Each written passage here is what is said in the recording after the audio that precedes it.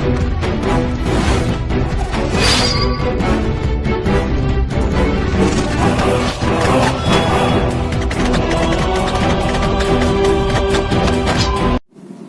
चलिए दोस्तों, आज की क्लास को स्टार्ट करते हैं। चैप्टर का नाम है change in profit sharing ratio among the existing partners. हमारे जितने भी एग्जिस्टिंग पार्टनर्स होते हैं, कभी कभार क्या होता है उनमें चेंजमेंट आ जाती है। जैसे कि मान लीजिए, सपोज दैट, एग्जांपल ले लेता हूं। एग्जांपल में ये है, मान लीजिए हमारे दो पार्टनर है हमारे बिजनेस के अंदर। हमारे दो पार्टनर हैं ए एंड बी। इनका रेशियो मान लीजिए 1:1 है। ये हमारे प्रॉफिट्स को बांटा करते तो 1:1 के रेशियो में। मान लीजिए अगर हमारा प्रॉफिट हुआ 100 रुपए का, तो 100 रुपए में 50 रुपए इसके, 50 रुपए इसके। लेकिन कभी कभार क्या होता है, ये जो दो पार्टनर हैं ये अपने प्रॉफिट से ना तंग आ जाते हैं, या कह सकते हो कि ए ज्यादा मेहनत करने लग जाता है और बी थोड़ी कम मेहनत करता है। तो फिर ए को थोड़ी गुस्सा आ गई। ए ने बोला कि यार मेरे को 50-50 हो रहा है, मेहनत मैं ज्यादा करता हूं, तो क्यों ना मुझे ज्यादा मिले और इसको कम मिले। तो फिर ये ना अपने ओल्ड रेशियो को ये लोग चेंज कर लेते हैं, इसको खत्म कर लेते हैं और अपना ये न्यू रेशियो बना लेते हैं। ये अपना न्यू रेशियो बना लेते हैं और रेशियो कुछ इस प्रकार का होता है, 2:1 मान लेते हैं कि मेरे को भैया 2 रुपए का हिस्सा चाहिए और 1 रुपए का तू लियो, मतलब तू कम लियो, मुझे दियो ज्यादा, क्योंकि मैं ज्यादा मेहनत करता हूँ। तो ऐसी कई सारी वजह है, हम अभी देखने वाले हैं। तो चैप्टर वही है, change in profit sharing ratio among the existing partners. मतलब एग्जिस्टिंग पार्टनर्स वही हैं, ए और बी हैं। इनमें बस रेशियो हमारा चेंज हो जाता है, और चेंज होने की वजह मैंने आपको बताई। ए मान लो ज्यादा मेहनत करने लग गया था, या कह सकते हो कि ए ने ज्यादा पैसा लगा दिया बिजनेस के अंदर और बी का पैसा पहले वही था। मान लीजिए पहले बी का 1 लाख रुपए की कैपिटल थी, 1 लाख रुपए, और ए ने पहले लगा रखे थे चलो 1 लाख रुपए। तो तभी तो ये दोनों इक्वल बांटा करते थे 1:1 में। लेकिन अब ए ने बोला कि यार मैंने ना 2 लाख रुपए और लगा दी बिजनेस में, तो अब मेरे जो पैसे हो गए ये हो गए हमारे 3 लाख रुपए। तो भैया सीधी सी बात है, तूने 1 लाख रुपए लगा रखे हैं और मैंने 3 लाख रुपए लगा दिए, तो प्रॉफिट हमारा इक्वल कैसे हो सकता है फिर? तो इक्वल ना हो, इसीलिए ये लोग रेशियो चेंज कर लेते हैं। तो होता क्या है इसमें, देखो जब हमारी पार्टनरशिप बनती है ना, तो पार्टनरशिप हमेशा एक बात मेरी याद रखना, पार्टनरशिप रिजल्ट है एक एग्रीमेंट का। हम लोग पढ़ने जा रहे हैं कि हमारी जो पार्टनरशिप फर्म है ना, इसका पुनर्गठन हो जाता है, मतलब इसका रिकंस्ट्रक्शन हो जाता है या रिकॉन्स्टिट्यूशन हो जाता है। रिकॉन्स्टिट्यूशन मतलब होता है पुनर्गठन, दोबारा से बन जाना। पार्टनरशिप हमेशा याद रखना एग्रीमेंट से ही बनती है। एग्रीमेंट आपका ओरल भी हो सकता है, एग्रीमेंट आपका रिटर्न भी हो सकता है। पार्टनरशिप हमेशा एक रिजल्ट होती है एग्रीमेंट का। अगर एग्रीमेंट है तभी कहा जाता है कि वो पार्टनरशिप में। एग्रीमेंट आपका ओरल भी हो सकता है और एग्रीमेंट आपका रिटर्न भी हो सकता है। अब कभी भी एग्रीमेंट में कुछ चेंजमेंट आती है, मान लीजिए पहले एग्रीमेंट 1:1 का था और कभी भी कुछ इसमें चेंजमेंट आती है, तो इससे होता क्या है कि आपका जो ओल्ड एग्रीमेंट है वो तो आपका खत्म हो जाता है ओल्ड एग्रीमेंट, लेकिन जो आपका न्यू एग्रीमेंट है वो आपका बन जाता है। ओल्ड एग्रीमेंट खत्म हो जाता है, न्यू एग्रीमेंट बन जाता है, ठीक है। इससे ही बोलते हैं हम लोग reconstitution of A partnership firm, मतलब ओल्ड रेशियो का खत्म हो जाना और न्यू रेशियो बन जाना। लेकिन होता क्या है इससे, जो हमारी फर्म होती है वो हमारी लगातार चल रही होती है, ठीक है। तो अब हम थोड़ा सा और आगे चल लेते हैं। अब आगे जब चलते हैं तो इसमें होता क्या है, ये मैंने जो खाली नोट्स बना रखा है ना, ये इसीलिए बना रखा है। इसमें होता क्या है, जो आपका ओल्ड रेशियो होता है वो आपका खत्म हो जाता है और इसमें आप लोगों का जो न्यू रेशियो है वो आपका बन जाता है। मतलब ओल्ड जो आपका एग्रीमेंट होता है वो आपका खत्म हो जाता है और जो आपका न्यू एग्रीमेंट है वो हमारा बन जाता है। तो ये इसीलिए है, ठीक है। उसके बाद चलते हैं, reconstitution of the firm may happen in the following circumstances. ऐसे कौन सारे केसेस हैं, ऐसे कौन से हमारे केसेस हैं जिनके वजह से हमारी जो फर्म है उसका पुनर्गठन हो जाता है, उसका रिकॉन्स्टिट्यूशन हो जाता है। ऐसे कौन सारे केसेस हैं?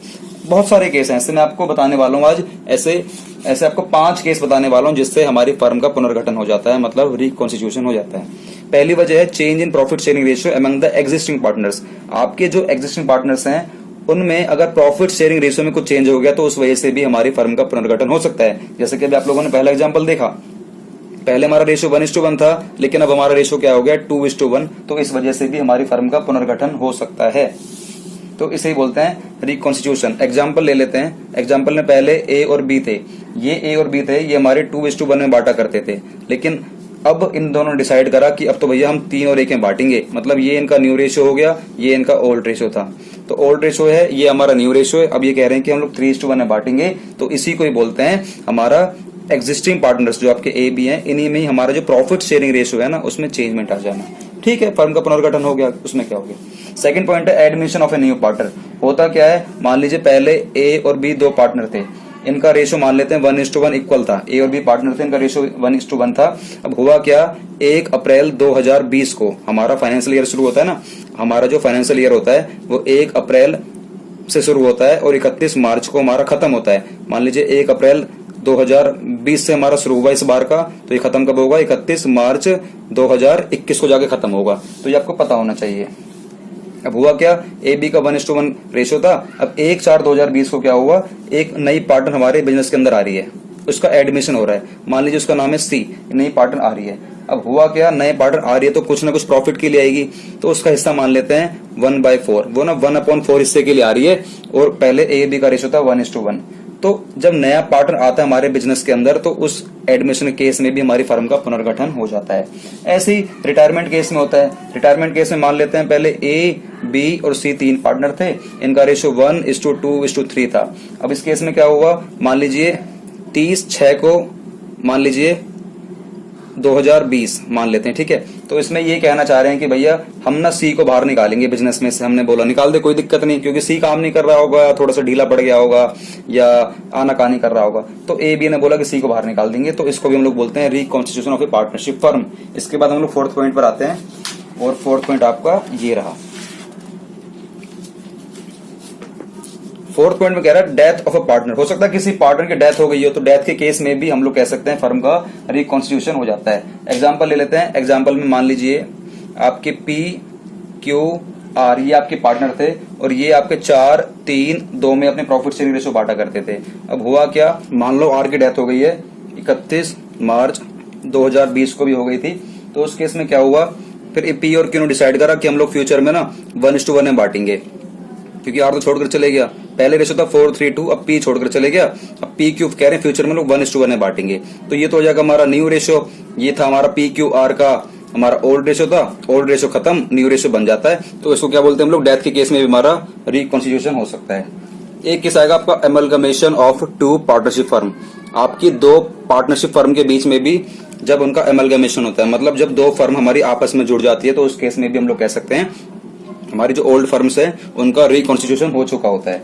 जैसे कि एग्जांपल ले लेते हैं, एक हमारी एक्स लिमिटेड, एक हमारी कह लेते हैं, एक कंपनी हमारी ये मान लेते हैं, या एक फर्म मान लेते हैं फर्म, और एक मान लेते हैं हम लोग इसमें से मान लीजिए वाई ले लेते हैं, ठीक है, वाई एंड सन्स ऐसे ले लेते हैं, वाई एंड सन्स, और ये एक्स लिमिटेड नहीं है, एक्स एंड सन्स ये मान लेते हैं, ठीक है, एक्स एंड सन्स और वाई एंड सन्स। अब एक्स एंड सन्स में मान लीजिए 2 पार्टनर काम करते थे, ए और बी 2 पार्टनर काम करते थे, और वाई एंड सन्स में एम एन और ओ ये 3 पार्टनर काम करते थे।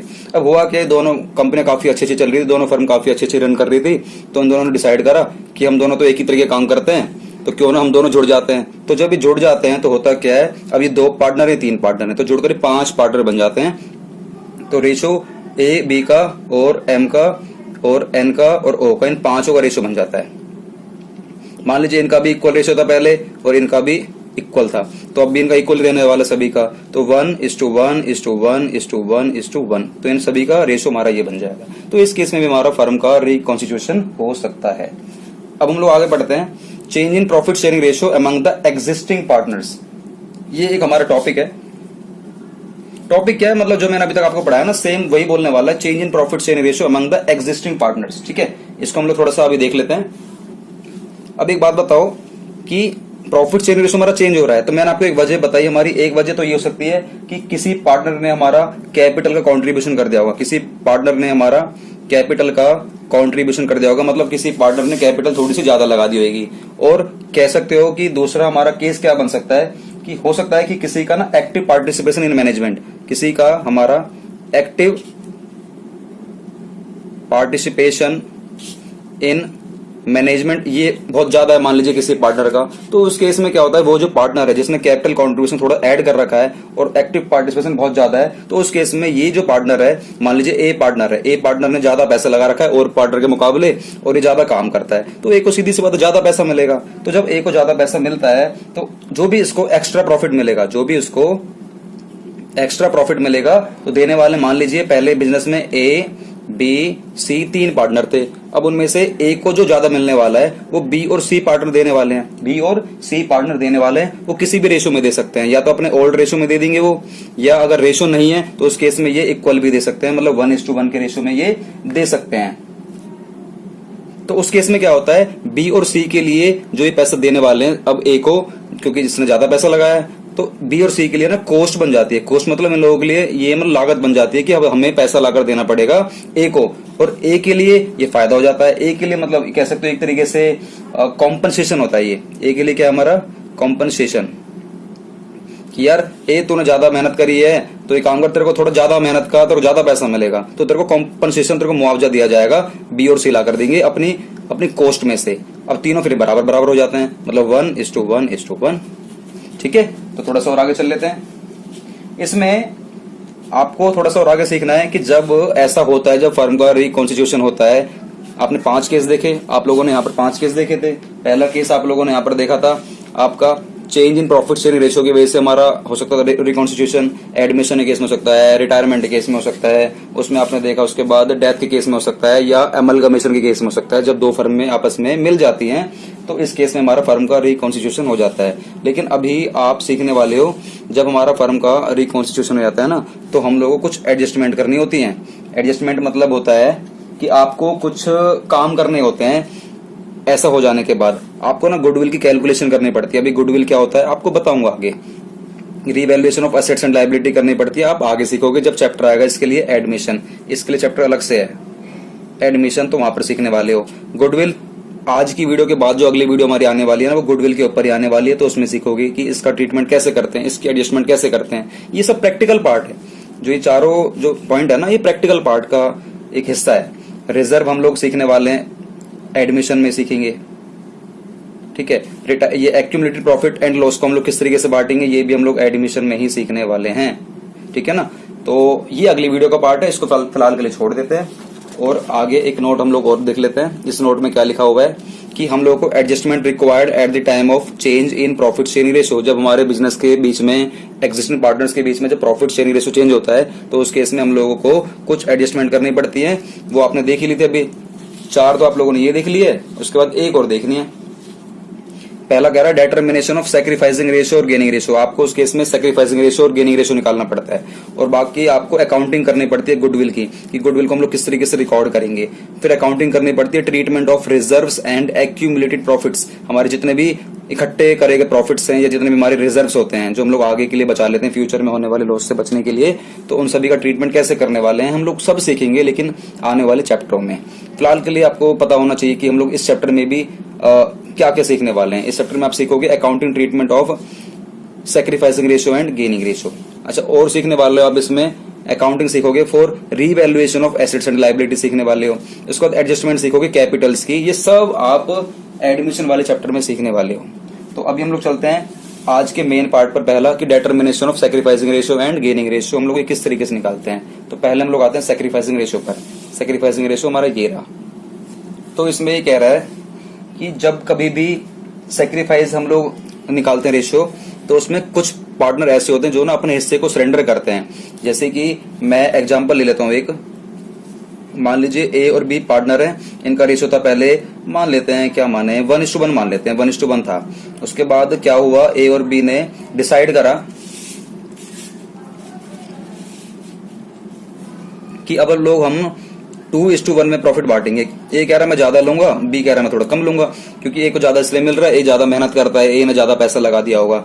तो इस केस में होता क्या है कि ए को जो ज्यादा मिल रहा है प्रॉफिट, और ए का घाटा हो रहा है। इसका ए को ज्यादा मिल रहा है, बी को कम मिल रहा है, तो बी को घाटा हो रहा है कुछ और ए को ज्यादा थोड़ा मिलेगा। मान लेते हैं पहले हमारा 30,000 रुपए का प्रॉफिट हुआ करता था। या एक काम करते हैं, हाँ आ जाएगा, 30 का प्रॉफिट मान लेते हैं। तो पहले ए को मिलता था हमारा 15,000 रुपए और बी को मिलता था हमारा 15,000 रुपए। उस केस में क्या हुआ, अभी इस वाले केस में पहले ये हमारा ओल्ड रेशियो था और अब हमारा बन गया न्यू रेशियो। अब न्यू रेशियो के हिसाब से ए को मिलेगा कितने, इसी 30,000 का 2/3 कर देना आप, 30,000 का आप 2/3 कर देना, ये आपका आएगा 20,000 रुपए। और बी को मिलेगा, ये तो ए को मिलेगा और बी को मिलेगा इसी 30,000 रुपए का 1/3। तो काट देना 10,000 रुपए। तो देखो पहले ए को मिल रहा था 15,000, अब ए को मिल रहे हैं 20,000। पहले बी को मिल रहे थे 15,000, अब बी को मिल रहे 10,000 रुपए। तो कहने का मतलब ये कि ध्यान से देखो, ए को ज्यादा मिल रहे हैं 5,000, ए को ज्यादा मिल रहे हैं 5,000 प्लस मतलब प्लस, और बी को थोड़ा कम मिल रहा है 5,000 रुपए। तो मतलब बी के लिए घाटा और ए के लिए फायदा। तो ना होता क्या है, कुछ नहीं होता। पहले ध्यान से देखो, अगर हम लोग इसको इस तरीके से निकालें कि क्वेश्चन के फॉर्म में किस तरीके से करते हैं, इसका एक फॉर्मूला भी होता है। सेक्रीफाइसिंग रेशियो निकालते हैं हम लोग, ओल्ड रेशियो माइनस में new ratio, old ratio minus में न्यू रेशियो। एक फॉर्मूला आप सीखोगे गेनिंग रेशियो में, जो कि अभी आपको आगे बताने वाला हूं। तो इस केस में होता क्या है, कुछ पार्टनर ऐसे होते हैं जिनको ना घाटा हो रहा होता है, उस घाटे को ना कॉम्पनसेट करने के लिए जिसको घाटा हो रहा होता है ना वो पैसा लेकर आता है, और जिसको फायदा होता है उसको पैसा ये मिल जाता है। तो इस केस में होता क्या है, जिस पार्टनर को फायदा हो रहा होता है वो पैसा लेकर आता है, और जिस पार्टनर को घाटा हो रहा होता है उस पैसे को वो लेकर चले जाता है। जैसे कि मैं बात करता हूं, इसको थोड़ा समझने के लिए एक क्वेश्चन देख लेते हैं, या एक पहले थ्योरी देख लेते हैं गेनिंग रेशियो की, ताकि आपको सारी चीजें क्लियर हो जाएंगी। गेनिंग रेशियो की थ्योरी मैं आप सभी को इसी पे ही करा देता हूं एग्जांपल लेकर। गेनिंग रेशियो पता कैसे निकालते हैं, सिंपल है। गेनिंग रेशियो निकालने का फॉर्मूला है न्यू रेशियो माइनस में ओल्ड रेशियो। अच्छा, आप लोग एक ट्रिक लेना चाहते हो, ट्रिक जिससे कि आप भूलो ना कि old ratio minus new ratio कब लगता है, या new ratio minus old ratio क्या होता है। देखो एक ना ट्रिक याद रखना, SON, सन, सन मतलब बच्चा, लड़का, कुछ भी कह सकते हो। एस मतलब सेक्रीफाइसिंग रेशियो निकालने का फॉर्मूला, ओ से ओल्ड रेशियो माइनस में न्यू रेशियो। लेकिन अगर मान लो निकालना होगा मुझे गेनिंग रेशियो, तो इसका रिवर्स कर देना, नो नो, गेनिंग रेशियो मतलब नो, न्यू रेशियो माइनस में ओल्ड रेशियो। ठीक है, ये बस थोड़ी सी ट्रिक है, पता होनी चाहिए आपको। अब आप फॉर्मूला चाहे लगाओ सेक्रीफाइसिंग रेशियो का, चाहे लगाओ गेनिंग रेशियो का, आंसर हमारा सेम ही आने वाला है। एक बार एक काम करते हैं, इसको समझने के लिए हम एक ना क्वेश्चन ले लेते हैं। लेकिन इसमें एक बात याद रखना कि इसमें ये है कि जो पार्टनर गेन कर रहा होता है, जिस पार्टनर को फायदा हो रहा होता है ना, जिस पार्टनर को फायदा हो रहा होता है, ये पार्टनर करता है क्या है, ये कॉम्पनसेट पे करेगा अपने उस पार्टनर को जिसको घाटा हो रहा होता है। जैसे कि समझने के लिए आपको अमाउंट एक एग्जांपल ले लेता हूं। एग्जांपल आप लोगों के सामने ये रहा, मैंने आप लोगों के लिए फ्रेम कर रखे हैं ऑलरेडी। एग्जांपल देख लेते हैं। पहले ए बी पार्टनर थे, इनका 2:1 रेशियो था। फिर 1/4/2016 को क्या हुआ, ए बी ने डिसाइड करा कि भैया हम तो 1:1 में बांटेंगे, और कैलकुलेट करके दिखाओ इंडिविजुअल हर किसी का, ए का अलग बी का अलग, पार्टनर्स का गेन क्या हो रहा है, कौन सेक्रीफाई कर रहा है, मतलब किसका फायदा हो रहा है किसका घाटा हो रहा है, निकाल कर दिखाओ। तो इसको निकालने का मैं आपको बताता हूँ आंसर क्या है, और इसी तरीके से आप लोग लिखना जिस तरीके से मैं लिखूंगा। ठीक है, आपको लिखना सबसे पहले कि ओल्ड रेशियो क्या है हमारे किसका, ऑफ ए एंड बी का। हमारा ओल्ड रेशियो क्या है, हमारा 2:1। और उस केस में आपको देखना है आपका जो न्यू रेशियो है ऑफ किसका, ए एंड बी। आपका जो न्यू रेशियो है वो है हमारा 1:1। उस केस में आपको निकालना है सेक्रीफाइस, सेक्रीफाइस या कह सकते हो आप और गेन। सेक्रीफाइस और गेन निकालना है आपको कि कौन पार्टनर सेक्रीफाई कर रहा है, कौन पार्टनर गेन कर रहा है, आपको ये निकालना है। तो इसको निकालने के लिए ए का अलग निकाल लो, बी का अलग निकाल लो। तो बताओ सेक्रीफाइसिंग रेशियो लगाओ, फॉर्मूला लगाओ। सेक्रीफाइसिंग का होता है old ratio minus new ratio. तो ओल्ड रेशियो है हमारा 2/3 माइनस न्यू रेशियो है हमारा 1/2। ऐसे बी का ओल्ड रेशियो है हमारा 1/2, ओल्ड रेशियो है 1/3, क्योंकि 2 और 3 हो गए ना, माइनस न्यू रेशियो हमारा 1/2। तो इसको एक बार सॉल्व करके देखते हैं। तो इसका एलसीएम ले लेते हैं हम लोग 6, तो यह आ जाएगा 4 - 3। इसका ले लेते हैं 6, यह आ जाएगा 2 - 3। तो एक बात बताओ, इसको ध्यान से देखो इस चीज को। यहाँ पर ए कह रहा है कि पहले मेरा ओल्ड रेशियो मतलब पहले मेरा 4 था, ओल्ड रेशियो पहले मेरा 4 था, लेकिन अब मुझे 3 ही मिलेगा, मेरा न्यू रेशियो 4 है। तो मुझे घाटा हो रहा है नहीं हो रहा, हाँ बिल्कुल घाटा हो रहा है। तो ये तो करेगा सेक्रीफाई, सेक्रीफाई मतलब घाटा हो गया। कितने का घाटा हो गया इसको, 1/6 का ही घाटा कर गया, मतलब सेक्रीफाई कर गया। बी की बात करते हैं। बी कह रहा मेरा ओल्ड रेशियो था पहले 2 और मेरा न्यू रेशियो अब 3, मतलब पहले मुझे 2 मिलते थे अब मिलते हैं 3, तो मेरा फायदा हो जाएगा -1/6 का, मतलब ये कर जाएगा गेन। तो जिसको फायदा होगा ना ये घर जाएगा, पैसे लेकर आएगा, और जिसको घाटा होगा ना सेक्रीफाई, तो इसको पेमेंट कर दिया जाएगा, जिससे कि दोनों हमारे क्या हो जाएंगे फिर ये बराबर। अब आपको ना यहाँ पर एक लाइन लिखनी है, वो लाइन क्या है, मान लीजिए ए तो सेक्रीफाई कर गया, तो आपको लिखना पड़ेगा A has sacrificed, A has sacrificed 1/6 share, 1/6 share. जबकि मतलब whereas B has gained gain, B को फायदा हुआ, कितने का फायदा हुआ है 1/6 शेयर का, 1/6 शेयर का। आपको इस तरीके से आंसर देना है, ठीक है। लिखना है old ratio of A and B equals to 2:1, new ratio of A and B equals to 1:1। फिर लिखना है सेक्रीफाइसिंग और गेन निकालने का तरीका, पहले ए का निकाल रहा, old ratio minus new ratio, LCM लेके लिख लेना कि सेक्रीफाई कर रहा है, क्योंकि 4 में से 3 हमारा घट सकता है तो हमारा सेक्रीफाई कर गया, लेकिन 2 में से 3 हमारा कभी माइनस नहीं हो सकता, लेकिन फिर भी माइनस करके दिखा देना, लेकिन आंसर क्या आ जाएगा हमारा गेन, क्योंकि पहले इसको 2 मिलते थे, अब मिलते हैं 3, ज्यादा मिल रहा है तो फायदा हो रहा है, मतलब फायदा मतलब गेन। तो एक स्टेटमेंट लिख देना, ए हैज सैक्रिफाइस्ड 1/6 शेयर से, जबकि whereas B has gained 1/6 share से। ठीक है, समझ में आ गया। एक क्वेश्चन आपको करके देता हूं, एक क्वेश्चन आपको करने के लिए देता हूं, ये वाला करके दिखाना। पहले 2 पार्टनर थे ए और बी, अब 3 पार्टनर हैं A B C. Old ratio हमारा क्या है, ओल्ड रेशियो हमारा है 3-2-1, और एबीसी का जो हमारा न्यू रेशियो है वो है 2-2-1। कह रहा कैलकुलेट इंडिविजुअल पार्टनर्स गेन और सेक्रीफाइस, ये निकाल कर दिखाओ। मैं भी अपना आंसर निकालता हूं, आप भी निकाल के दिखाओ, कंपटीशन हमारा जारी रहेगा। ठीक है, और अगर आपको वीडियो अच्छी लग रही हो तो प्लीज हमारी वीडियो को लाइक करो और फटाफट से इसका आंसर निकाल के दिखाओ। चलो मैं भी करता हूं, आप भी करो। ठीक है, तो चलिए हमारा आंसर ये रहा, आप देख सकते हो। क्या आपने भी ऐसे करा है, बताओ फटाफट से। अगर हाँ तो बहुत अच्छा करा आप लोगों ने। ओल्ड रेशियो हमारा 3-2-1 है, न्यू रेशियो हमारा 2-2-1 है। सेक्रीफाइसिंग और गेन निकालते हैं। Old ratio 3/6, 2/6, 1/6 minus new ratio हमारा 2/5, 2/5 और 1/5। जब आप इसका एलसीएम लोगे तो आ जाएगा आपका 30 में से 5 थी अब 15, 6 दूनी 12। ऐसे इसका एलसीएम ले लेना 30, तो 5 दूनी 10 और 6 दूनी 12। ऐसे इसका एलसीएम ले लेना 30, तो 5 एकम 5 और 6 एकम 6। तो देख लेना, ए कर रहा है सेक्रीफाइस और ये दोनों कर रहे हैं गेन, बी और सी। तो क्या देखो आप लोगों का भी ऐसे गेन हो रहा है। ए कर रहा है सेक्रीफाइस 3/30 से, बी कर रहा है गेन 2/30 से, और सी गेन कर रहा है 1/30 से। अगर हाँ तो आप लोग इसका मतलब समझ गए हो।